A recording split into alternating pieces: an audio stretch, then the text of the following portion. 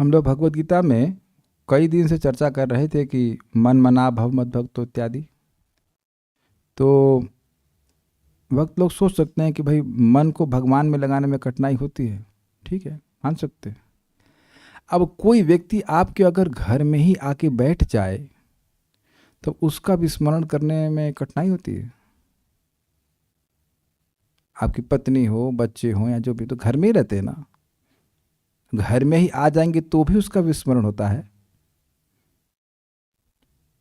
नहीं होता।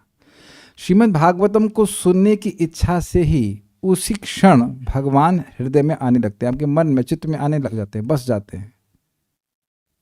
तो ये तो ज़्यादा आसान तरीका है ना। अपने मन को भगवान में लगाने के बजाय भागवत सुनने की इच्छा रखिए, भागवत सुनिए, भगवान आपके मन में अपने आप ही आ जाएंगे। Is it not intelligence? और जब भगवान में एक और बात है, जब हमारे हृदय के अनर्थ होते हैं तो हमको वह भगवान का स्मरण नहीं करने देते हैं।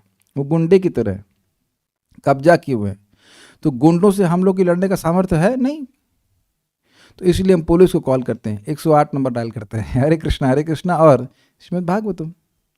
भगवान जब आ जाएंगे तो वो रिक्वेस्ट नहीं करेंगे, सर सर काम सर, क्रोध सर, थोड़ा सा स्पेस दे दीजिए, निकलो यहाँ से, हटो यहाँ से। हमको ये पुकार रहा है, भागवत सुन रहा है, हमको चाहता है कि हम इसके हृदय में आ जाए। तुम कौन होते हो रोकने वाले?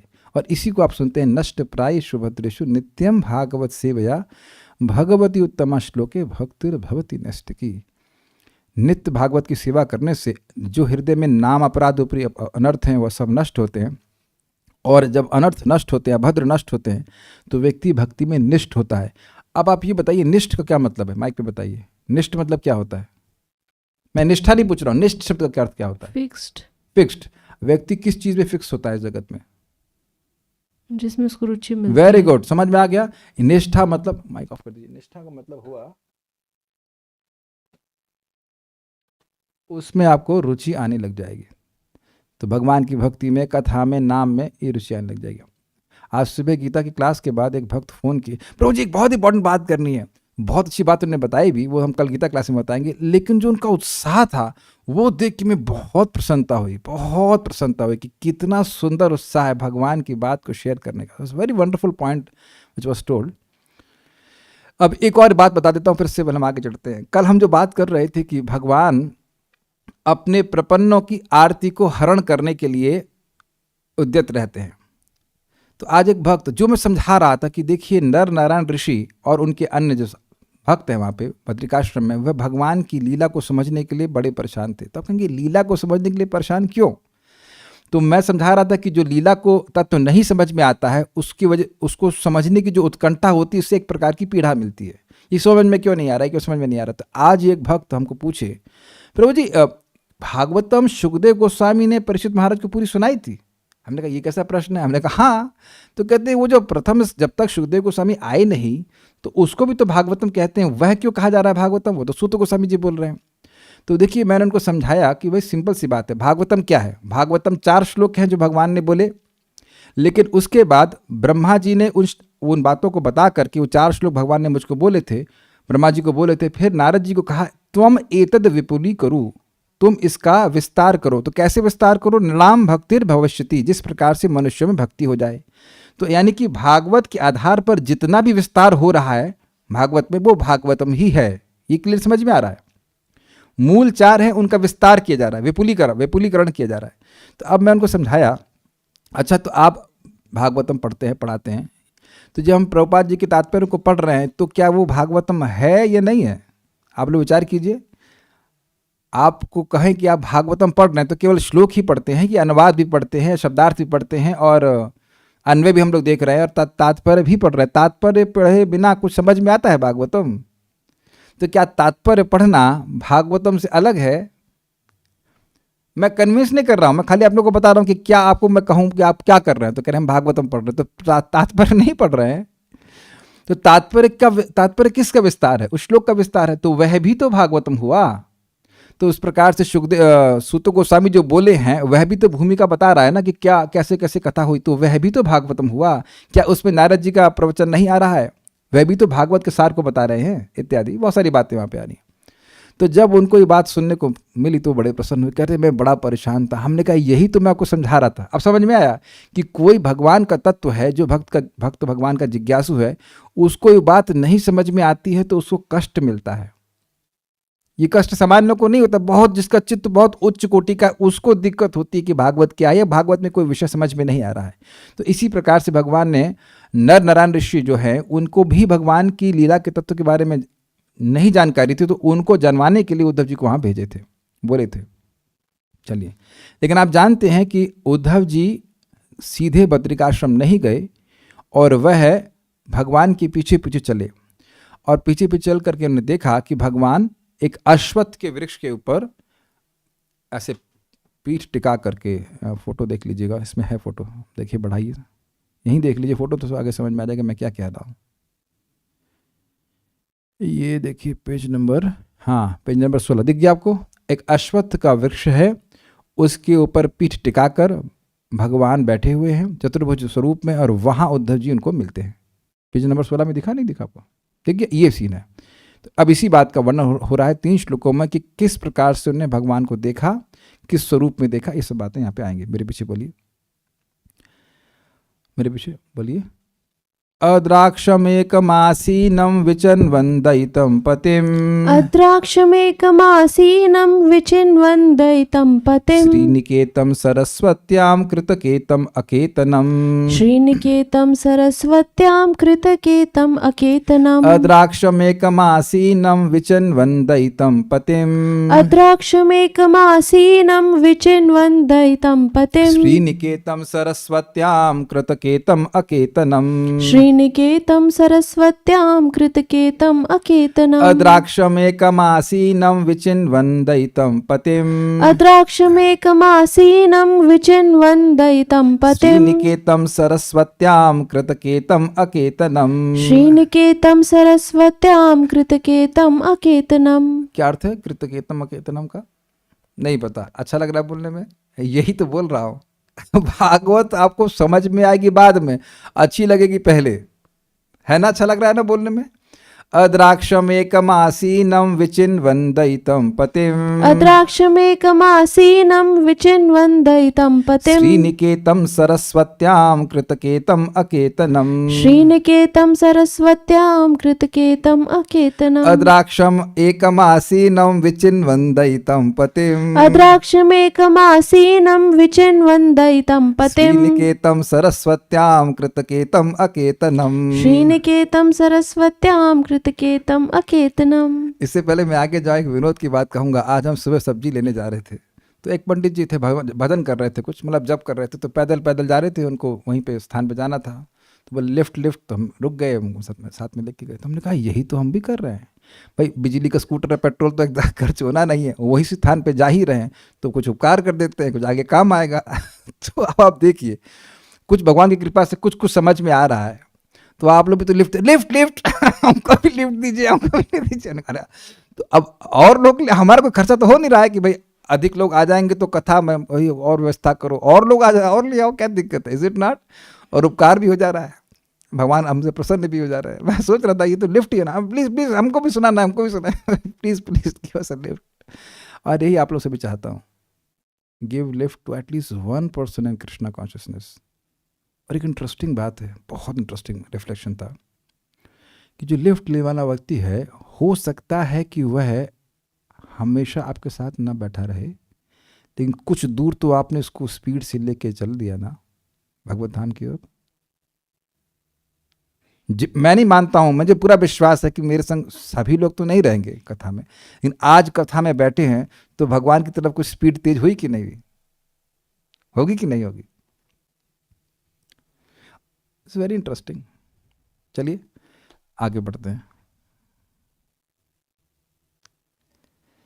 इस तरह उनका पीछा करते हुए मैंने अपने संरक्षक तथा स्वामी भगवान श्री कृष्ण को सरस्वती नदी के तट पर आश्रय लेकर अकेले बैठे और गहन चिंतन करते देखा, यद्यपि वे देवी लक्ष्मी के आश्रय हैं। बहुत सुंदर शब्दों के अर्थ हैं, देखिएगा। इस तरह उनका पीछा करते हुए मैंने, इस तरह उनका पीछा करते हुए मतलब मैं, यानी कि उद्धव जी भगवान के विरह से व्याकुल थे, भगवान को छोड़ने में अक्षम थे। शब्द देखिए 5वां अध्याय 5वां श्लोक देखिए, तथापि तदभिप्रेतम जाननम अहम अरिंदम पृष्ठतो अन्वगमम भर्तु पाद विश्लेषणाक्षम।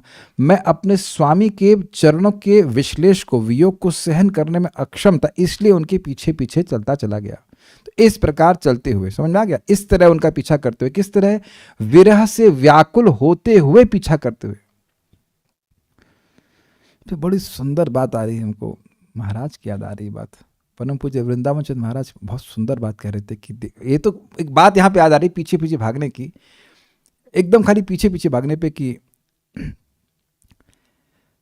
माँ कभी बच्चे को थप्पड़ भी मारती है, थोड़ा दूर भी करती है, तब भी बच्चा रोता रोता माँ के पीछे ही आता है। He can not give up his mother. कितना सुंदर बात है ना, दिस इज अमेजिंग ना। भगवान चाहे दुख में रखें, चाहे सुख में रखें, चाहे अपने से दूर करें, चाहे अपने पास लाएं, चाहे कुछ भी करें, लेकिन भक्त भगवान को नहीं छोड़ सकता। It is impossible to give up Krishna consciousness. जितना भक्ति में व्यक्ति आगे बढ़ता है, उसकी ऐसी ही भावना होती है कि भगवान की भक्ति वो छोड़ ही नहीं सकता। और यहाँ तो ये साक्षात भगवान के बारे, भगवान का संग किए हैं, खाए हैं, पिए हैं इत्यादि।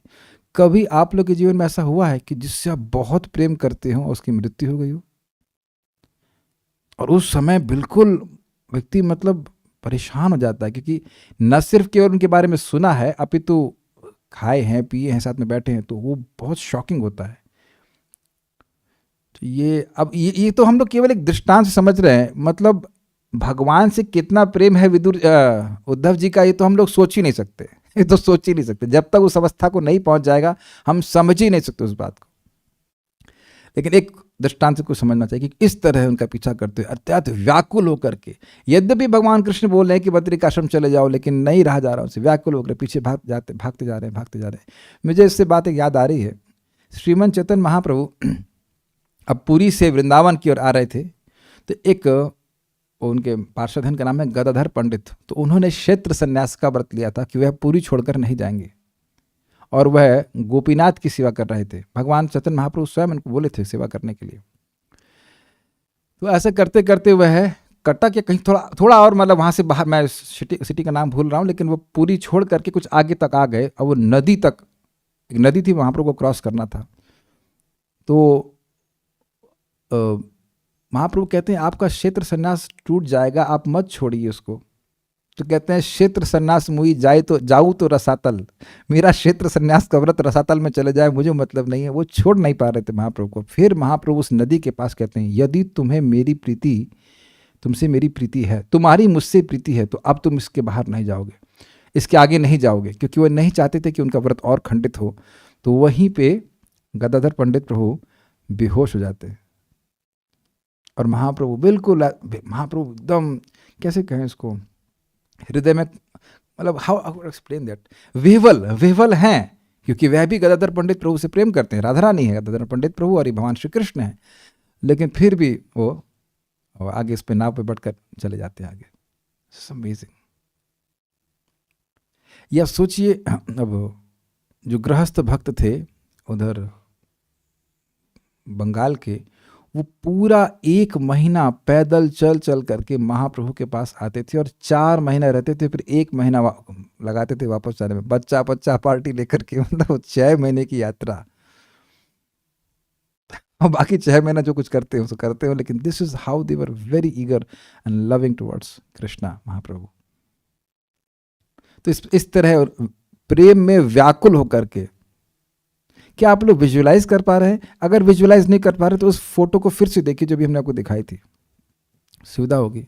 पेज नंबर 16 में देखिए, ये देखिए किस प्रकार से फोटो बिल्कुल स्पष्ट कर रही, कैसे व्याकुलता में पागल होकर के उद्धव जी भगवान को ढूंढते हुए जा रहे हैं। और ये भगवत प्रेरणा से ही है, क्योंकि प्रश्न होगा कि उन्हें कैसे मालूम चला कि भगवान कहाँ है, किसी जंगल में भगवान कहीं हैं, ये कैसे मालूम चला? भगवान तो बता ही नहीं, ना कोई बताया, सारे लोग तो उस युद्ध में नष्ट हो गए, कौन बताया उनको? भगवत प्रेरणा से ही भगवान उनको लेके आए। तो ऐसा कैसे कर दी? ईश्वर सर्वभूतानां हृदय अर्जुन तिष्ठति भ्राम्यन सर्वभूतानि यंत्र वृणन माया। तो भगवान उनको प्रेरित किया कि चलो चलो चलो चलो ऐसे हमारी तरफ आओ। आपको क्या लग रहा है केवल प्रेम एक ही तरफ से है? प्रेम एक तरफ से नहीं होता, प्रेम होता ही नहीं एक तरफ से, एक तरफा प्रेम होता ही नहीं है, प्रेम होता है दोनों तरफ से। यही बात मैं बोल रहा हूं। इस तरह उनका पीछा करते हुए मैंने मतलब उद्धव जी ने कृत केतम, कृत अकेतम, कृत नहीं है, कृत है, कृत मतलब किया हुआ, कृत के बाद हलंत है, उसके बाद अकेतम, अकेत मतलब निकेत, अकेत मतलब घर, वृक्ष के मूल को अपना आवास बनाए हुए। अब भगवान का घर कहाँ है? इस समय भगवान कहाँ रह रहे हैं अगर कोई पूछे तो पेड़ के नीचे रह रहे हैं। पेड़ के नीचे और कौन रहता है? शिव जी रहते हैं वो शिव जी रहते हैं, वो कुछ घर भी नहीं बांधते। शिव जी अपने कार्तिकेय और गणेश जी और पार्वती के संग, और तो कोई बच्चा है नहीं है। ये परिवार वो बरगद के पेड़ के नीचे रहते हैं। वही बरगद के जो गम सा निकलता है, दूध निकलता है, उससे जटा बना लेते हैं और कथा करते रहते हैं। This is quite interesting. तो कृत केतम समझ में आ रहा है इसका अर्थ? वृक्ष के मूल को ही अपना आवास बनाए हुए। कृत मतलब बनाना, करना, और अकेतम मतलब घर। तो अब घर को, उस वृक्ष को ही अपना आवास बनाए, मतलब अब वह और कोई वस्तु यहाँ पे इस जगत किसी भी सुंदर महल को अपना आवास नहीं बनाए। अकेतनम तथा जिनका कोई भी आश्रय नहीं है। अब ये शब्द बड़ा ध्यान सुनना पड़ेगा आपको। जिसका कोई भी आश्रय नहीं है। आश्रय का क्या अर्थ था? माइक पे बताइए। आश्रय का अर्थ जहाँ पे दुखों की निवृत्ति हो जाती है और सुख मिलता है। तो क्या भगवान के लिए ऐसा कोई स्थान है जहां उनकी दुखों की निवृत्ति हो जाए? जैसे मैं कहूं कि भाई ऐसा कौन सा स्थान है जहां सूर्य को प्रकाश मिलता है? ये तो अजीब सा प्रश्न हुआ। सूर्य को प्रकाश कहाँ से मिलता है? सूर्य तो सबको प्रकाश देने वाला, सूर्य सबको प्रकाश दे रहा है, तो सूर्य के लिए प्रकाश का आश्रय कौन होगा? कोई नहीं। तो भगवान अकेतनम है, अर्थात उनका कोई आश्रय नहीं है, इसलिए क्योंकि वह सबके आश्रय है, क्योंकि वह सबको आश्रय देने वाले हैं, इसलिए कोई उनका आश्रय नहीं है। Is that okay? फिर भी कृतकेतम। आश्चर्य नहीं लग रहा? एक श्लोक में कितनी अद्भुत बातें हैं। जिन व्यक्ति का, जिन भगवान का कोई आश्रय नहीं है, वह अब एक पेड़ का आश्रय लिए हुए हैं।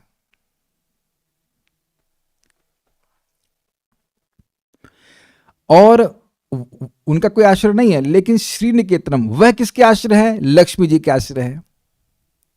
कितनी कॉन्ट्राडिक्टरी क्वालिटीज है ना, अजीब सी। जिसका कोई आश्रय नहीं है। सुनिए, यह बताइए कि यहां कौन व्यक्ति, हाथ खड़ा कीजिएगा, उसको पैसे की इच्छा नहीं है, लक्ष्मी की इच्छा नहीं है। इतना विरक्त कौन है? कहते एकदम ईमानदारी से हृदय पे हाथ रख के बोला कि बिल्कुल इच्छा नहीं है। तो हर व्यक्ति ये सोचता ही है कि अरे भाई लक्ष्मी जी हमारी आश्रय है, लक्ष्मी जी हमारे दुखों की निवृत्ति कर देंगी, हमें सुख की प्राप्ति कराएंगी, है ना? तो यानी कि देखा जाए इस जगत में लक्ष्मी सबके आश्रय है। लक्ष्मी जी सभी लोग लक्ष्मी जी को अपना आश्रय मान रहे हैं। अगर कोई कहे कि international society for Lakshmi consciousness, तो प्रचार में कोई दिक्कत नहीं होगी, क्योंकि सब लोग है ही, है ना? हाँ, लक्ष्मी जी को मानते हैं। लक्ष्मी। अब बताओ, लक्ष्मी जी का मंत्र का प्रचार कीजिए, देखिए धड़ धड़ लोग भर जाएंगे, झगड़ा कर लेंगे। अरे 16 क्यों, 17 माला करेंगे। Is it not? 16 क्यों बोलते यार, 18 करेंगे, what ever, is just natural. लोग लक्ष्मी जी का आश्रय लिए हैं, तो आप देखिए कितने विरोधी गुण हैं। वो किसी का आश्रय, उनका कोई आश्रय नहीं है, लेकिन लक्ष्मी जी उनका आश्रय ली हुई है। बात एक्चुअली ये है अकेतनम कहने का कि वह सबके आश्रय हैं, वह लक्ष्मी जी के भी आश्रय है। अच्छा, श्री का एक और सुंदर अर्थ है शोभा, सौंदर्य। तो वह सारे सौंदर्य के आश्रय हैं। सौभाग्य, वही तो बोले भाई, अगर कोई व्यक्ति सुंदर है तो उसको सौभाग्यवान नहीं कहा जाएगा। तो ये भी अर्थ है। इस प्रकार से ये तीनों विशेषण भगवान के हैं, जिन्होंने पेड़ को अपना आश्रय बना रखा है, जिनका कोई भी आश्रय नहीं है, और जो लक्ष्मी जी के आश्रय है, उनको देखा। किस रूप में देखा? दैतम पतिम, अपने संरक्षक तथा स्वामी भगवान श्री कृष्ण को देखा। ये इंटरेस्टिंग है। जब आप किसी को देखते हैं तो उससे अपना संबंध अनुभव करते हैं। जिससे अपना संबंध अनुभव नहीं करते उससे कुछ नहीं, उसको देखने से भी कोई फर्क नहीं पड़ता। माताओं अपने बच्चों को देख के कुछ इमोशंस आते हैं, हाँ कहाँ से पैदा हो गया, क्यों हो गया नहीं नहीं, ऐसा नहीं है आप लोग उनको देख करके अफेक्शन महसूस होता है। कुछ चोट लग जाए बच्चे को या कुछ हो जाए तो आपके मन में दुख लगती है। क्यों? आप अपने बच्चे को देख रहे हैं जो आपके देह से उत्पन्न हुआ है। अग्रीड? संबंध का मतलब ममता, यहां संबंध दिख रहा है। जो व्यक्ति, मैं फिर याद दिला रहा हूं आपको, जो ये उद्धव बचपन में खेल खेल में कृष्ण की सेवा में इतने रत हो जाते थे कि सुबह वाले भोजन की आशा को छोड़ देते थे। आप में से कितने लोगों को आज सुबह व्रत करने में अच्छा लगा था 12 बजे तक? मेरे को तो बहुत कठिनाई लगी थी। अच्छा, एक भक्त को अच्छा लगा था, ठीक, कल भी करना अच्छा लगा था, कल भी अच्छा कर। जैसे ही व्रत का अनाउंस करते तुरंत मैसेज आता है, प्रभु जी अन्न ग्रहण करना है कि एकादशी प्रसादम करना है। तो इसका मतलब ये व्रत अच्छा नहीं लगता, मतलब भूले नहीं भूले ना। और ये व्यक्ति रोज ही ब्रेकफास्ट भूल जाते थे, बिल्कुल इंक्लाइंड नहीं थे। जब बचपन में जब वह कृष्ण को मिले नहीं है, विग्रह की सेवा कर रहे हैं, तब वो इस प्रकार से अभिनिविष्ट है। बचपन में बाल लीला में ऐसे अभिनिविष्ट हैं, तो अब तो पूरा जीवन कृष्ण की सेवा की, कितना प्रेम बढ़ गया होगा। तो इस समय कृष्ण को किस रूप में देख रहे हैं? मेरे स्वामी हैं। और दैतम का एक और अर्थ है प्रेष्ठ, अर्थात अत्यधिक प्रिय। अपने अत्यधिक प्रिय स्वामी को देखा। यहाँ पे जगत में स्वामी को देखता है तो स्वामी खून पीते रहते हैं और जूस मतलब आपका जूस निकालते हैं उनको। तो उनको कुछ स्वामी होते हैं क्या, बल्कि सारे स्वामी ऐसे होते हैं कि आपसे सेवा लेंगे बहुत अधिक और देंगे बहुत कम पैसा। ये जगत का स्वरूप है। लेकिन सबसे प्रिय स्वामी के रूप में देखा। ना ना ना ना ना, जहाँ पे दैत्य का अर्थ हो रहा है संरक्षक या फिर प्रेष्ठ। प्रेष्ठ का मतलब परम प्रिय पति यानी भगवान श्री कृष्ण को देखा। क्या करते हुए देखा? विचिन्वन, गहन चिंतन करते हुए।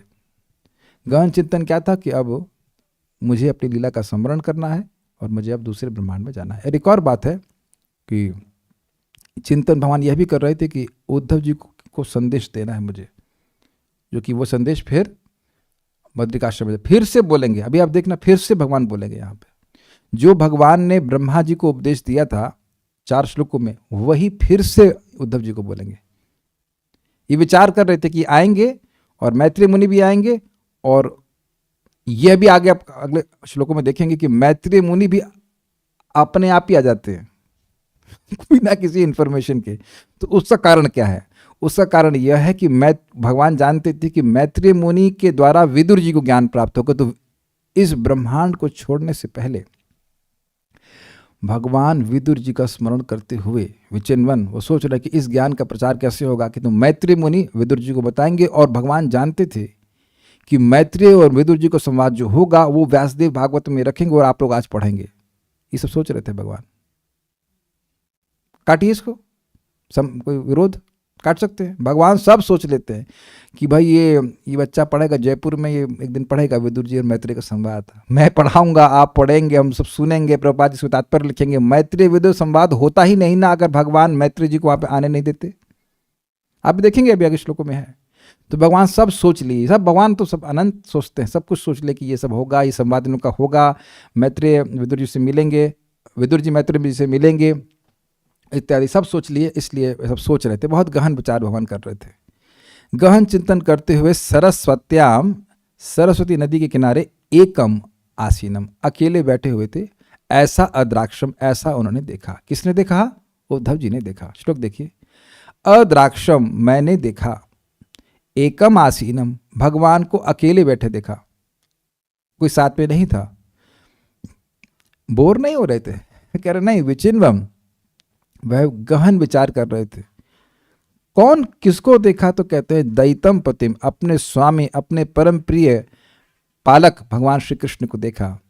वो कैसे थे? तो कहते हैं श्रीनिकेतम, अर्थात जो लक्ष्मी जी के आश्रय, सारी शोभा के आश्रय हैं। कहाँ? तो कह रहे सरस्वत्याम, सरस्वती नदी के तट पे देखा। आपने याद होगा कि भगवान ने सरस्वती नदी के जल से आचमन किया और यहाँ पे विश्राम कर रहे थे उसके पास में। कृतकेतम, जिन्होंने वृक्ष को अपना आश्रय बना लिया था, लेकिन अकेतनम, उनका कोई आश्रय नहीं है, वही जगत के आश्रय है। इस तरह से है। आगे पढ़ते हैं।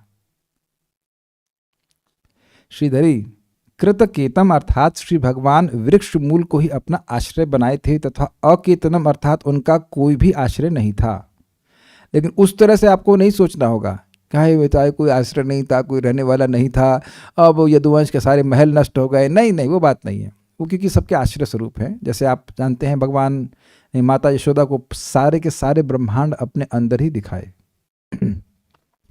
ऐसे अपने प्रियतम प्रभु को मैंने सरस्वती नदी के तट पर अकेले बैठे हुए देखा। प्रियतम मतलब दैतम। सारार्थ दर्शनी भगवान कृष्ण को अकेतनम अर्थात आश्रयहीन कहकर संबोधित किया गया है क्योंकि वे तो स्वयं ही समस्त भौतिक एवं आध्यात्मिक तत्वों के आश्रय हैं। सभी कुछ उन्हीं का आश्रय ग्रहण करता है, ये भाव है। आपने सुना था भगवान के भागवत में 10 टॉपिक है और उसमें एक तत्व है आश्रय तत्व। आश्रय तत्व, और वो हैं भगवान श्री कृष्ण जो सभी के आश्रय, उनका आश्रय कोई नहीं, वो सभी के आदि हैं, सभी के कारणों के कारण है। ये बात बोली जा रही है, इसलिए कह रहे हैं कि उनका कोई कारण नहीं है। ठीक है। तात्पर्य, जो लोग सन्यासी हो जाते हैं वे प्रायः किसी वृक्ष के नीचे आश्रय लेते हैं। उद्धव ने भगवान को उस स्थिति में आश्रय लिए हुए देखा जैसा आश्रयहीन व्यक्ति करते हैं। हाँ, समझ में आया? भगवान आप यहाँ सन्यास ले लिए, पत्नी है, यहाँ पे बच्चे हैं, सन्यास में क्या करता है? सन्यास का मतलब ये नहीं कि सैफरन पहन लिया उसके बाद पत्नी रखा है, बच्ची रखा है। आजकल ये भी चल जाता है बहुत बार। लाल सैफरन पहन लेते हैं लेकिन पत्नी भी रहती है और बच्चे भी रहते हैं और सैफरन भी ले लेते हैं। ऐसा नहीं होता है। तो आपने देखा था ना, एक कमासीनम, ना पत्नी है, ना बच्चे है, ना महल है, ना द्वार है, कुछ भी नहीं। तो एक तरह से भगवान यहाँ पे स्पष्ट कर देगा हम सन्यास ले लिए, क्योंकि वे प्रत्येक वस्तु के स्वामी हैं, अतः उनका आश्रय हर स्थान पर है और हर स्थान उनके आश्रय में है।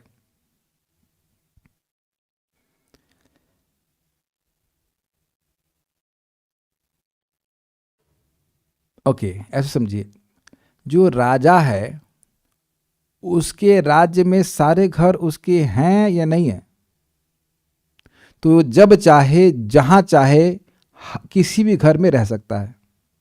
ठीक है। तो उसी प्रकार से भगवान परमात्मा के रूप में हम सभी के हृदय में रहते ही हैं, हर वस्तु में भी रहते हैं, हर वस्तु में रहते हैं, हर वस्तु में रहते हैं, हर जीव के हृदय में रहते हैं। ईश्वर सर्वभूतानाम इत्यादि। तो जहां कोई व्यक्ति रह रहा है उस अर्थ में कहा जा सकता है कि उसका आश्रय है। लेकिन उस अर्थ में आपको आश्रय ग्रहण नहीं करना पड़ेगा कि भाई भगवान को अपने दुख निवृत्ति के लिए कहीं रहना पड़ता है। अंडांतरस्थ परमाणु चयांतरस्तम, अंडा ब्रह्मांड के अंदर रहते हैं और हर परमाणु के अंदर रहते हैं, लेकिन उनको किसी से कुछ सुख मिलता, कोई ऐसा नहीं कि उनको कोई सुख की अपेक्षा हो। ये बात समझनी होगी। और हर स्थान उनके आश्रय में है तो बड़ा स्पष्ट है, सारा जगत भगवान के अंदर ही है। संपूर्ण भौतिक तथा आध्यात्मिक विराट जगत उन्हीं के द्वारा धारण किया हुआ है, अतएव वे हर वस्तु के आश्रय है। बिल्कुल स्पष्ट है। अतएव सन्यासियों की तरह आश्रयहीन होकर उनका आश्रय लेना तनिक भी आश्चर्यजनक नहीं था। ये समझ में आ रहा है? पेड़ के नीचे भगवान बैठे हैं तो पेड़ भी उनका विश्राम स्थल है, वो उन्हीं का स्थल है। कहाँ बैठे? वो अपने स्थान में बैठे हुए हैं। ये बात है। इसलिए ये सोचना कि जो सभी के आश्रय है वो पेड़ का आश्रय क्यों लिए हुए हैं? क्योंकि पेड़, क्या वो पेड़ के नीचे नहीं बैठ सकते हैं? प्रश्न इस प्रकार से कीजिए, क्या वो पेड़ के नीचे नहीं बैठ सकते हैं ना? उन्हीं का पेड़ है तो क्या दिक्कत है? उनके स्वरूप के बारे में बोल रहे हैं। किस रूप में देखा मेरे पीछे बोलिए। श्यामावदातम विरजम प्रशांत अरुणलोचनम। श्यामावदातं विरजं प्रशांत अरुणोचनम। श्यामावदातं विरजं प्रशांतारुणलोचनम। श्यामावदातं विरजं प्रशांत अरुणलोचनम। दोर्भिर्चतुर्भिविदितं पीतकौशाम्बरेण च। दोर्भिश्चतुर्भिर्विदितं पीतकौशाम्बरेण च श्यामावदात्तं विरजं प्रशान्त अरुणलोचनम् श्यामावदातं विरजं प्रशान्त अरुणलोचनम् दोर्भिर्चतुर्भिविदितं पीतकौशाम्बरेण च दोर्भिश्चतुर्भिर्विदितं पीतकौशाम्बरेण च श्यामावदात्तं विरजं प्रशान्त अरुणलोचनम् श्यामावदातं विरजं प्रशान्त अरुणलोचनम् दोर्भिर्चतुर्भिविदितं पीतकौशाम्बरेण च दोर्भिश्चतुर्भिर्विदितं पीतकौशाम्बरेण च। भगवान का शरीर श्यामल है किंतु वह सच्चिदानंदमय है। काला है लेकिन अत्यंत शाश्वत, आनंदमय और ज्ञानमय है और अतीव सुंदर है। उनके नेत्र सदैव शांत रहते हैं। शांत मतलब उसमें क्रोध कभी नहीं होता। और वे प्रातः कालीन उदय होते हुए सूर्य के समान लाल हैं। समझ रहे हैं बातें? वो कंजक्टिवाइटिस वाला लाल नहीं होता है, आंखों में हल्की सी लालिमा होती है, इस तरफ अंदर की तरफ ऐसे होता है, हल्का सा लालिमा रहती है। मैं उनके 4 हाथों, विभिन्न प्रतीकों तथा पीले रेशमी वस्त्रों से तुरंत पहचान गया कि वे भगवान हैं। ये बहुत इंटरेस्टिंग है क्योंकि भैया आप लोगों को भी एक दिन दर्शन होने वाला है। सुन लो ध्यान से श्लोक को। जैसे ही भगवान के स्वरूप का वर्णन आता है तो कुछ लोग अपना मन ऑफ कर लेते हैं, अरे वही बात बताएंगे, अरे वही बात सुन लो, नहीं तो कोई कहेगा कि आप 15 दिन हमारे संग बोरी पहन लो और आपको भगवान का दर्शन करा देंगे, हमें बोला गया है मुंह पर। और एक नहीं, कई कई ग्रुप इस प्रकार के हैं। जय हो गुरुदेव, समझ गए ना? मैं 15 दिन में हमने कहा ये तो बताओ भगवान कौन है, तुम किसी को भी दिखा दो, कहो कि यही भगवान। जैसे कानपुर में 2 इंस्टीट्यूट हैं, ITI Indian tool group institute और IIT सही में। और गांव से लड़के आते हैं, वो ITI में एडमिशन करा देता है, कोई एजेंट कहता है यही IIT है, IIT में पढ़ रहे हो। तो जिसको नहीं पता है कि IIT क्या है तो वो ITI में भर्ती होकर सोचो हाँ हम तो IIT में पढ़ रहे हैं। Actually people can be cheated like this. तो समझ लें, हाथ खड़ा कीजिएगा अगर आप ये सोच रहे हैं कि भगवान का दर्शन कभी नहीं होगा। हाँ ठीक है, सब लोग, कोई नहीं हाथ खड़ा कर रहा है, सब लोग स्वीकार कर रहे हैं कि होगा। तो होगा तो पहचान लेना कि कैसे होगा। ये समझिए कि काल यवन ने भी पहले भगवान के रूप के बारे में सुना और जब वह भगवान से झगड़ा करने के लिए आया तो समझ गया यही है, यही है, यही है, यही है। समझ आया? तो अच्छे से समझ लीजिए कौन हमारे स्वामी है तो पहचान लेंगे। अब वैसे लीला की बात है, लेकिन रुक्मिणी जी भी तो भगवान को देखी नहीं थी, उनके बारे में सुनी थी। तो जब वो दुर्गा जी के मंडप से बाहर आनी थी तो वो अपना हल्का सा घूंघट उठा के देख रही थी कृष्ण कौन है, तो देखा ये कृष्ण है। सबको देखेंगे, सबको देखेंगे, घबराओ मत, सब लोग को मिलेंगे। तो अभी देख लो कि भाई क्या क्या भगवान के संग सिम्टम से मैच कर लेना, ये है, ये है, हाँ ये है, तो ये भगवान है। ठीक है, तो स्पष्ट वर्णन है। Let's see. श्याम अवदात्तम, श्याम मतलब श्यामल और अवदात्त का मतलब बहुत सुंदर। तो ये भगवान के विग्रह का वर्णन हो रहा है। श्याम वर्ण से बहुत सुंदर थे। अवदात्त का एक और होता है उज्जवल, चमकदार। जैसे कभी आपने देखा हो कि जैसे इवन यमुना जी भी, यमुना जी का वर्ण श्यामल है लेकिन चमकीला, श्यामल, समझ रहे ना बात?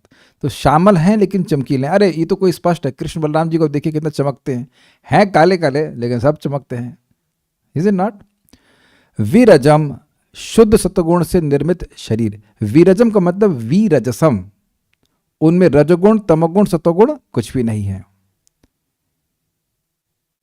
और प्रशांत, ये हो गया भगवान का शरीर। अब आंखों के बारे में बोल रहे हैं। प्रशांत अरुण लोचनम, प्रशांत प्रातःकालीन उदय होते हुए सूर्य के समान नेत्र। अरुण, अरुणा मतलब समझते हैं आप, जो सूर्य की शुरुआत की जो किरणें होती उनको अरुणा कहते हैं। तो अरुण अर्थ का ये हुआ कि जैसे सुबह सूर्य लालिमा से युक्त होता है, बड़ा सुंदर लगता है, वैसी लालिमा से युक्त। मुझे बहुत अच्छा लग रहा है ये बोलते हुए, क्योंकि हम आज ही सुबह को देखे थे सूर्य को, मतलब प्राय देखते हैं, हम लोग का ईस्ट फेसिंग घर है तो बहुत सुंदर लगता है। हाँ, आपने देखा होगा, बहुत बहुत प्लीजिंग लगता है। दोपहर का सूर्य ऐसा नहीं होता, सुबह का सूर्य अगर देखने का भाग्य हो, उठे अगर व्यक्ति तो लालिमा से युक्त सूर्य को देखता है, बहुत प्लीजिंग होता है, बहुत अच्छा लगता है और बहुत लाभकारी भी माना जाता है उसको देखना। अरुणलोचनम। उसके बाद उनके हाथों के बारे में बोल रहे हैं। चतुर्भी दोर्भी च, 4 भुजाएं। चतुर्भी मतलब 4 और दोर्भी मतलब भुजा से युक्त। तो भगवान यहाँ चतुर्भुज रूप में हैं। अब कोई प्रश्न करेगा कि भाई चतुर्भुज रूप में क्यों है? क्योंकि द्वारका में भगवान दोनों प्रकार से रहते हैं, चतुर्भुज रूप में भी रहते हैं और द्विभुज रूप में भी रहते हैं, अलग अलग समय में वैसे प्रकाशन कर देते हैं। कपड़े कैसे थे? पीत वर्ण के थे, कौश मतलब रेशमी थे, अंबरेण मतलब वस्त्रधरा, विदितम वह श्री कृष्ण लक्षित थे। ये आपको विदित हो मतलब आप इसको जान जाएं तो समझ गए, उनको विदित हो गया कि ये श्री कृष्ण मेरे स्वामी यहाँ पे हैं। श्यामा अवदात विरजम, उनका शरीर श्यामल था लेकिन बहुत उज्जवल था, सुंदर था, अवदात था। विरजम मतलब शुद्ध सत्वमय था। प्रशांत अरुण लोचनम, उनकी आंखें अत्यंत प्रशांत थीं और हल्की लालिमा से युक्त थीं। दोर्भिर चतुर्भिर, भगवान के चार बाजू थी, इससे विदित हो गया कि ये भगवान हमारे हैं। और कपड़े कैसे थे? पीत कौशाम्बरेण च, पीले रेशमी वस्त्र भगवान ने पहने हुए थे। आप लोग कभी कभी सोचते हो कि भगवान बोर नहीं जाते हैं? क्वाइट इंटरेस्टिंग, भगवान शाश्वत काल से पीला ही वस्त्र पहन रहे हैं, हम लोग नए नए वस्त्र क्यों पहनते हैं? भगवान कहते हैं लर्न फ्रॉम माई एग्जाम्पल, अनादिकाल से हम पीला ही पहन रहे हैं। वैसे मुझे भी संदेह है ऐसा कि भगवान ऐसा ही पहनते हैं क्या, लेकिन इट सीम्स कि भगवान केवल पीला ही पहनते हैं। कॉन्ट्रास्ट अच्छा लगता है ना, शाम के संग पीला अच्छा लगेगा। जो लोग यहाँ बहुत गोरे होते हैं तो जनरली वो काला काला कपड़ा पहनते हैं, काला ही स्वेटर, काला वो टी शर्ट, ऐसा कुछ होता है ना, देखा जाए काला जीन्स, ऐसे जीन्स आई तो से काला पहनते हैं। बट भगवान श्यामल हैं तो पीला अच्छा लगेगा, जनरली ऐसा बहुत अच्छा लगता है कॉन्ट्रास्ट। जैसे जो भक्त बहुत काले होते हैं, मतलब उनकी स्किन काली होती है, उनका तिलक एकदम चमकता है, बिल्कुल लगते हैं वैकुंठ के पार्षद, बहुत बढ़िया लगते हैं, फायदा होता है। एनीवेज, तो इस प्रकार से भगवान को स्वरूप को देख करके पहचान गए। अब आज का दूसरा श्लोक देखना है, तीसरा श्लोक।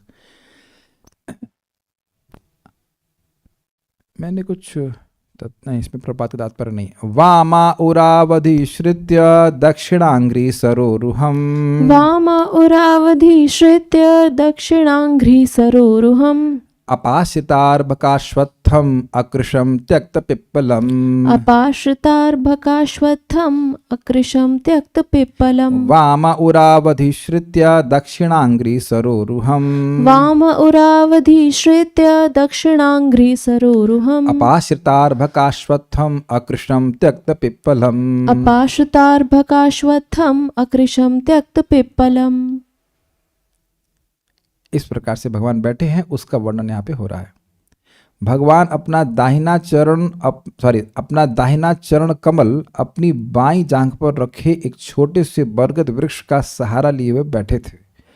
यद्यपि उन्होंने सारे घरेलू सुपास, पता नहीं सुपास का क्या मतलब है, कार्य होना चाहिए, कार्य त्याग दिए थे, तथापि वे इस मुद्रा में पूर्ण रूपेण प्रसन्न दिख रहे थे। मतलब ये कि जगत में व्यक्ति सोचता है कि जब घर का ये काम हो जाएगा तब मैं सुखी होऊंगा। Is it not? घर गृहस्थी में यही चलता है, जब ये काम हो जाएगा तब सुखी हो जाऊंगा, जब वो काम हो जाएगा तब सुखी हो जाऊंगा, नहीं तो मैं सुखी होऊंगा नहीं, और नहीं तो अन्य लोग मुझे सुखी होने नहीं देंगे। लेकिन भगवान ये दिखा रहे हैं कि घर गृहस्थी त्याग करके मैं बहुत सुखी हूँ। ये आदर्श प्रस्तुत करना है, यद्यपि उनके परिवार वाले तो सब उनसे प्रेम करते थे। तो ये सबको सीन समझ में आ गया। भगवान का दायां पांव भगवान का दायां चरण कमल भगवान के बाएं पांव पे है, बिल्कुल स्पष्ट समझ में आ रहा है। कितना सुंदर फोटो जिस भक्त ने बनाया है, लेकिन कितना सुंदर है ना, एकदम क्लियर हो गया। पीछे बरगद का एक पेड़ है, उसकी जटाएं नीचे आ रही हैं और भगवान पीठ करके बैठे हैं। सबका बहुत बड़ा आशय है, भी समझते हैं इसको। वामे उरव, बाई जंघा पर, उरव मतलब तो जंघा और वाम मतलब बाएं। दक्षिणी अंग्री सरोरुहम, अंग्री मतलब चरण और सरोरु मतलब कमल, दाहिने चरण कमल को अधिश्रित्य अर्थात स्थापित करके। क्लियर? अर्भक अश्वत्थम, अर्भक मतलब होता है बच्चा, तो छोटे बरगद के वृक्ष का अपाश्रित, अप मतलब होता है पीछे, दूर, पीछे की तरफ। मायाम तद अपाश्रय, भगवान के पीछे माया रहती है।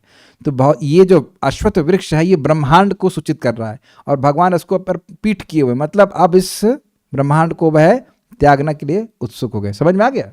अपाश्रिता मतलब पीछे रखें, सहारा लिए हुए बैठे श्री कृष्ण। जैसे मैं इस सीट के पीछे की तरफ सहारा ले रहा हूं कि नहीं ले रहा हूं, लेकिन अब मैं मतलब जब चाहे छोड़ सकता हूं उसको, छोड़ने के अर्थ में, मतलब सहारा लिया हूं लेकिन अटैच नहीं हूं, मेरी पीठ के पीछे। अब इसमें पीछे क्या है मुझे नहीं पता, मैं इधर ध्यान नहीं दे रहा हूं, मैं फेस नहीं कर रहा हूं उसको, ये कहने करते हैं। पिपलम त्यक्ता, विषय सुख को त्याग करके भी अकृशम, आनंदपूर्ण दिख रहे थे। पिपलम का मतलब होता है विषय सुख, वो अभी क्लियर हो जाएगा कैसे इसको बोल रहे हैं। भगवान ने देखिए भाई अनासक्त भाव से ही सारे विषय समूह स्वीकार किए थे, वे कभी आसक्त नहीं हुए थे। लेकिन अगर बाह्य दृष्टि से देखें तो हमने सुना था कि भगवान की विरक्ति समझ आया था, विरक्त हो गए थे, प्रकट रूप से दिख रहा था। अकृष्णम का मतलब होता है यह सब करके वह सुखी हो गए। बहुत बड़ी शिक्षा प्राप्त हो रही है, इतने बड़े राजा हैं, इतना सारा कुछ समाज है, और फिर भी भगवान दिखा रहे हैं कि कम से कम शरीर छोड़ते समय, भगवान का शरीर नहीं छूटता, लेकिन एटलीस्ट मृत्यु के समय व्यक्ति को उनसे अपने संबंध काट लेने चाहिए। देखिए सही बताएं तो जब मरने का समय आए तो अपने लड़के को, अपनी लड़की को, बच्चे को, पति को सामने नहीं रखना। मैं अजीब सी बात बोल रहा हूं, लेकिन मेरी माँ का भी जब मृत्यु हो रही तो मैं जानबूझ के उनके सामने नहीं गया था। एक बार उनको हार्ट अटैक पड़ा था तो मुझको देखती तड़पड़ाने लगी, अरे बड़ी प्रॉब्लम हो रही, हाय हाय हाय। दूसरे वक्त वो लड़के को देख के होगा ही।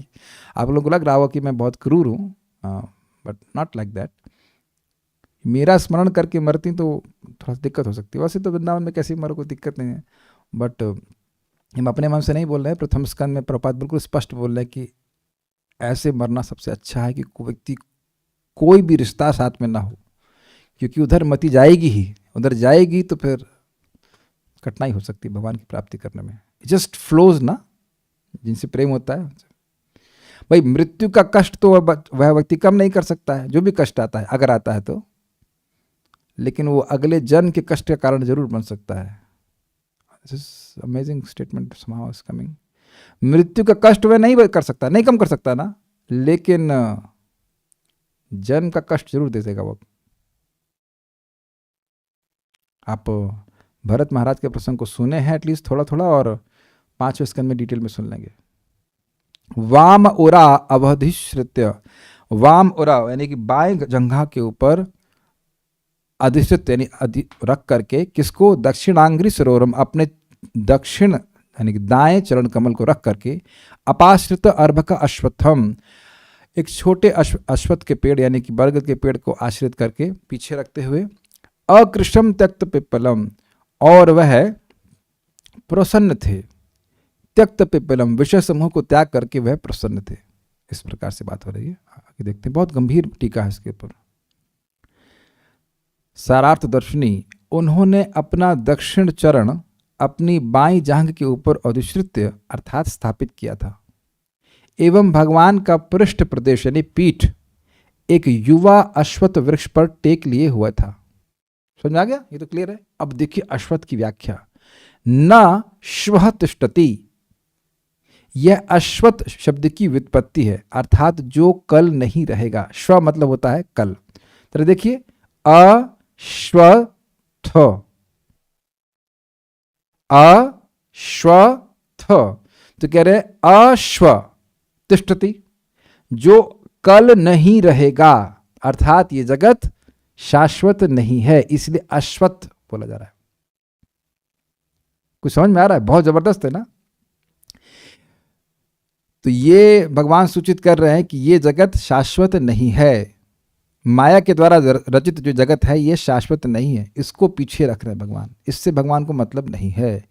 यह पंच महाभूत द्वारा निर्मित अस्थिर माइक जगत को इंगित करता है। क्या सबको ये बात समझ में आ गई? अश्वत्थ की व्युत्पत्ति का मतलब होता है एटियोमोलॉजिकल मीनिंग, कहां से ये शब्द उत्पन्न हुआ है। अश्वत्थ,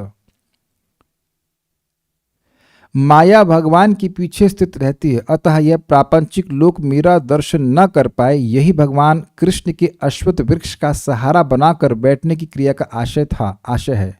ये समझ में आया? देखिए, जैसे मेरे चेहरे को आप लोग अभी देख पा रहे हैं क्योंकि मैं आपके सम्मुख हूं, लेकिन मेरे चेहरे को ये पीछे कोई अगर होता, या इस तरह से मेरा जो कह सकते हैं सीट है, वह नहीं देख पा रही है। तो भगवान ने कहा अब ये जगत, ये माइक जगत जो कि अब आगे नहीं रहने वाला, यह मेरे को ना देख पाए। ब्रह्मांड अगर देखे विचार करें तो ब्रह्मांड के ब्रह्मा जी के दिन में भगवान एक ही बार आते हैं ना। तो अब ब्रह्मा जी का जब दिन समाप्त हो जाएगा, प्रलय हो जाएगी, अब उसके बाद फिर सृष्टि होगी, उसके बाद भगवान का दर्शन प्राप्त होगा साक्षात। कुछ समझ में आ गया? क्लियर हो गया? ये बहुत अद्भुत बात है। अच्छा, अब इस वृक्ष को छोटा क्यों कहा कह रहे हैं, अर्भक क्यों कह रहे हैं? वृक्ष को अर्भक अर्थात युवा बताया गया है, जिससे यह ज्ञात होता है कि समस्त ब्रह्मांडों में यह ब्रह्मांड अत्यंत शुद्र है। और इसको आप जानते हैं चैतन्य चरितामृत की लीला में, जहाँ ब्रह्मा जी द्वारका में जाते हैं तो भगवान पूछते हैं कौन से ब्रह्मा, तो फिर वो भगवान को पूछते हैं आपने यह क्यों कहा कि कौन से ब्रह्मा, तो भगवान स्मरण करते ही अनेक अनेक ब्रह्मांडों के अनेक अनेक ब्रह्मा जी आ जाते हैं और उनके सामने हमारे ब्रह्मा जी खरगोश जैसे लगते हैं, खरगोश मानो हाथियों के बीच में हो। तो वहाँ पे उनको पता चलता है कि मेरा ब्रह्मांड, हमारे ब्रह्मा जी का ब्रह्मांड तो बहुत छोटा है, इसलिए उनके केवल 4 मुख हैं, और ब्रह्मांड बहुत बड़े विशाल हैं, बहुत विशाल है, तो इसलिए वहाँ के जो ब्रह्मा है उनका साइज़ भी उस हिसाब से बहुत बड़ा होता है। तो यहाँ कहने का अर्थ है कि बहुत छोटा, सबसे मिनी साइज का ब्रह्मांड है, ऐसा लगता है। अच्छा, त्यक्त पिपलम अर्थात भगवान ने इस संसार में अपना विलास अर्थात लीलाओं का संपादन एवं लोक प्रकाशन यानी जगत में अपने आप को दिखाना त्याग दिया, क्योंकि पिपल शब्द श्रुतियों में विषय सुख को दर्शाता है। यद्यपि देखिए भगवान कभी भोग नहीं करते ही नहीं हैं, लेकिन पॉइंट यहाँ पर बता रहा है जगत में दिखाया जाता है कि पिपल शब्द है ये विषय भोग को सिखाता है, सूचित करता है। इसलिए यहाँ पे उस अर्थ में ले रहे हैं कि जैसे वह गृहस्थ धर्म स्वीकार करते हुए दिख रहे थे वैसा वह नहीं दिख रहे हैं। यह श्लोक यहाँ पे नोट दिया गया, द्वा सुपर्णा सयुजा सखाया समान वृक्षम परिश्वजाते तयोर अन्यः पिपलम स्वाद अत्य अनश्न अन्यो भिचकाशिति। एक ही पीपल वृक्ष की छाया में 2 साथी पक्षी एक साथ वास करते हैं, किंतु उनमें से एक तो वृक्ष के फलों का आस्वादन कर रहा है, जबकि दूसरे पक्षी की उनमें कोई अभिरुचि नहीं है एवं वह अपने मित्र पर दृष्टि रख रहा है। श्वेताश्वतर उपनिषद 4.6। यहाँ पे पीपल शब्द से सूचित किया जा रहा है कि जीवात्मा कर्म के फल को भोग रहा है और भगवान भी बैठे हुए हैं और उसको दृष्टा के रूप में देख रहे हैं। तो वहाँ वो पीपल शब्द से सूचित किया जा रहा है कि वह उस कर्म का जो फल है उसके सुख और दुख रूपी 2 फल आते हैं। कर्म फल रूपी वृक्ष जो है उसके 2 फल आते हैं, सुख और दुख, तो उसको जीव भोग रहा है, भगवान देख रहे हैं। तो पीपल शब्द से यहाँ पे सूचित किया जा रहा है कि भगवान अब विषय समूह को स्वीकार नहीं कर रहे थे। तात्पर्य, अब यहाँ पे प्रभुपाद जी तात्पर्य को बड़े अश्वत्थ की और अलग सुंदर व्याख्या करते हैं, देखेंगे उसको। श्रील विश्वनाथ चक्रवर्ती ठाकुर के अनुसार भगवान की बैठने की मुद्रा नए बरगद के पेड़ पर पीठ टिकाए भी अर्थपूर्ण है। अर्भक अश्वत्थम अपाश्रिता, इसकी व्याख्या प्रपात कर रहे हैं कि ये बहुत अर्थपूर्ण है। बरगद का पेड़ अश्वत्थ इसलिए कहलाता है क्योंकि यह तुरंत नष्ट नहीं होता।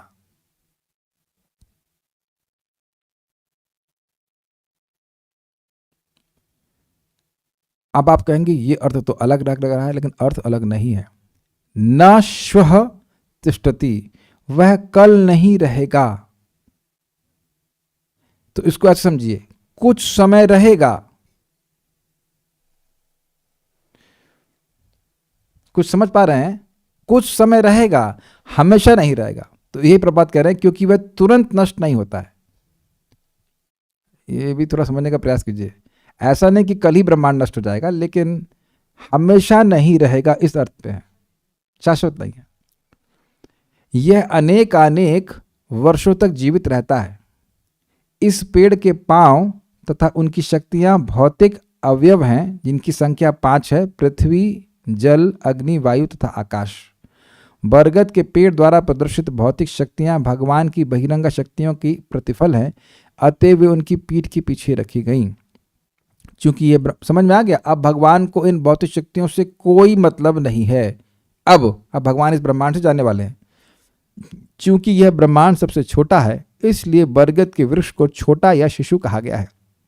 त्यक्त पिपलम सूचित करता है कि अब वे इस छोटे से ब्रह्मांड में अपनी लीलाएं समाप्त कर चुके थे, किंतु भगवान नित्य तथा सदैव आनंदमय रहते हैं, इसलिए उनके द्वारा किसी वस्तु को त्यागने या स्वीकार करने में कोई अंतर नहीं। क्या मतलब हुआ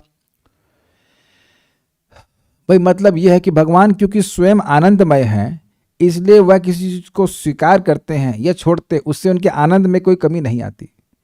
भाई आप ये बताइए कि सूर्य उदित होता है और अस्त होता है, यानी हमारे क्षेत्र में आता है और फिर चला जाता है, तो क्या सूर्य के प्रकाश में कोई कमी होती है? सूर्य यहाँ अस्त होता दिख रहा है, लेकिन कहीं ना कहीं उदित हो रहा है और वहां भी वह प्रकाश दे रहा है। ये बात बोल रहे हैं। भगवान का आनंद इस जगत से नहीं आता है। ये बात समझ आ रहा है बात? अब भगवान इस ब्रह्मांड को त्यागने तथा किसी अन्य ब्रह्मांड में जाने के लिए तैयार थे। जिस तरह सूर्य किसी एक लोक में उदय होता है और किसी उसी तरह दूसरे में अस्त होता है, किंतु इससे उसकी अपनी स्थिति परिवर्तित नहीं होती। समझने का प्रयास कीजिए। हमारे रेफरेंस फ्रेम से, हमारी दृष्टि से अगर आप देखेंगे तो सूर्य अस्त हो रहा है और उदित हो रहा है। माइक पे बताइएगा, मैं पूछ रहा हूं आपसे। हमारी दृष्टि से सूर्य उदित हो रहा है और अस्त हो रहा है, और सूर्य की दृष्टि से नहीं। समझ में आ गया? बस यही बोलना चाह रहे थे। सूर्य अपने, अगर आप सूर्य से देखें, सूर्य के प्लेनेट पे रहते हो, तो सूर्य कब अस्त होता है? कभी भी अस्त नहीं होता। स्पष्ट है? नहीं समझ आ रहा? सूर्य की दृष्टि से देखें तो सूर्य तो हमेशा उदित ही रहता है। इधर जो अंधकार में है वो सोच रहे हैं कि उदित हो रहा है और अस्त हो रहा है। तो भगवान मर रहे हो, जी रहे हो, ऐसा कुछ भी नहीं है। भगवान तो हमेशा ही रहते हैं। आप ये भी देख लीजिए कि भगवान यद्यपि प्रकट रूप से चले गए हैं, लेकिन सभी कण कण में परमात्मा के रूप में तो भगवान विद्यमान है। तो गए कहां? तो गया का मतलब है कि हमारी दृष्टि से ओझल हो गए, इस माइक जगत के लोगों की दृष्टि से ओझल हो गए, लेकिन अप्रकट रूप में तो भगवान हमेशा ही रहते हैं।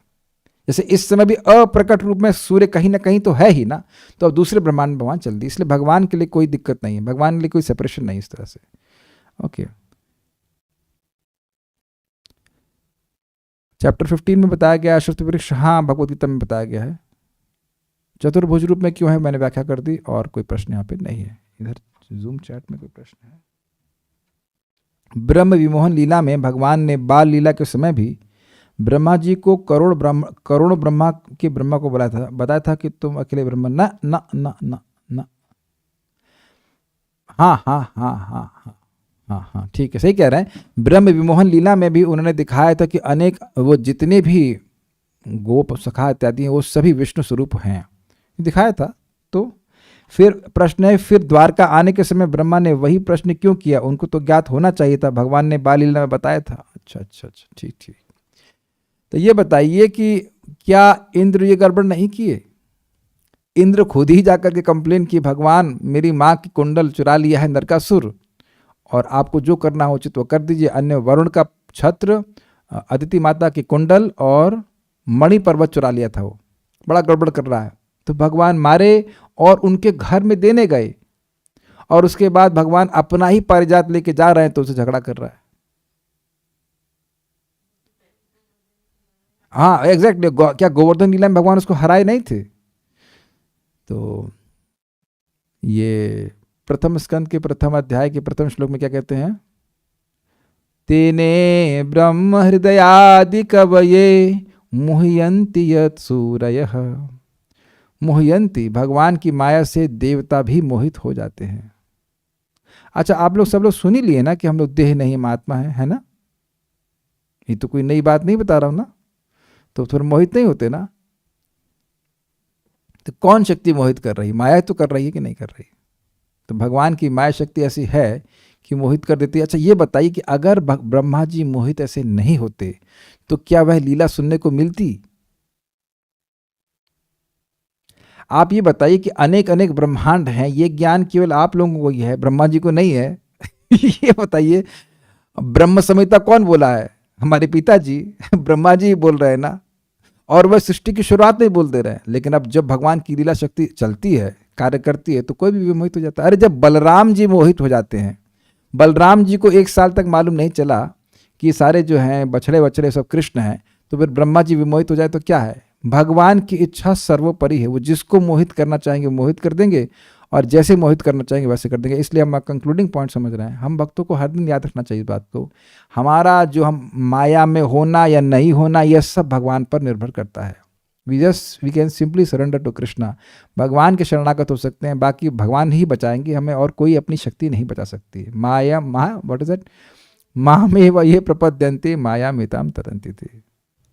बहुत बड़ी बात है। जब इसे बहुत बड़ी शिक्षा लेनी चाहिए कि ब्रह्मा जी जब मोहित हो जाते हैं तो हम लोग कौन सी खेत की मूली है? मूंगफली भी नहीं है, मूली की तो आज छोड़िए, ठीक है। सो उम्मीद है कि तीनों श्लोक आप लोग को अच्छे लगे होंगे, समझ में आया होगा। और अब एक भक्त अभी प्रश्न कर रहे हैं, हमारा टाइम नहीं है, हमारा समाप्त हो गया समय, सो विल स्टॉप हियर। कल हम लोग मैत्रेय मुनि से मिलेंगे, और इंटरेस्टिंग हो कि मैत्रेय मुनि को क्लास में कौन बुलाया ये इंटरेस्टिंग है। और एक और इंटरेस्टिंग बात है कि भागवत बोलने के लिए एक व्यक्ति बहुत है, और अगर 2 हो जाए तो और भी बहुत अच्छा, लेकिन उसको सुनने की इच्छा होनी चाहिए। तो आप लोग तो बहुत सारे लोग आ जाते हैं, हम तो बहुत भाग्यवान हैं, लेकिन is very interesting. Bhagavatam is very rare. एक इंटरेस्टिंग कल आप मैत्री मुनि को आता हुआ देखेंगे और आप कहेंगे, आप प्रश्न करेंगे कि आए कैसे, बड़ा इंटरेस्टिंग है। तो भगवान ने चाहा तो हम लोग कल मिलते हैं। Stop here now. Shrimad Bhagavatam की जय, श्रील प्रभुपाद की जय, निताय गौर प्रेमानंदे।